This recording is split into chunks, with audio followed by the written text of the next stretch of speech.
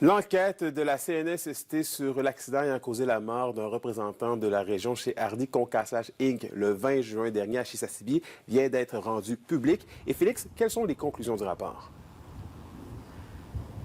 Eh bien, d'abord, on rappelle que l'accident s'était déroulé alors que le travailleur s'était fait happer par une chargeuse alors que celui-ci circulait à pied sur son milieu de travail et son décès avait été par la suite constaté.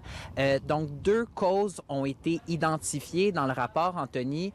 Premièrement, la personne à bord de la chargeuse n'a pas vu le travailleur, notamment à cause d'angles morts au bord de l'engin.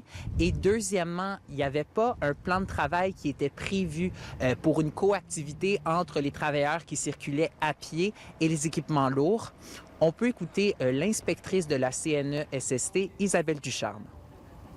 Bien, en fait, c'est sûr, lors de l'enquête, on a demandé des mesures correctives qui ont été faites immédiatement. Donc, ils ont effectué des changements dans le milieu de travail. Donc, ils ont séparé la coactivité. Ils ont vraiment fait des sites différents pour les travailleurs et les équipements lourds. Bien, l'objectif, c'est que les employeurs trouvent leur solution pour justement éviter ce genre d'événement. Donc, c'est une des premières solutions, c'est de séparer la coactivité. Mais il y a d'autres solutions possibles, et ça leur appartient à ce moment-là de trouver des solutions. En terminant, Anthony, la CNESST a fait savoir que le rapport est public, donc tous peuvent y accéder sur le site web de l'organisation. Merci, Félix.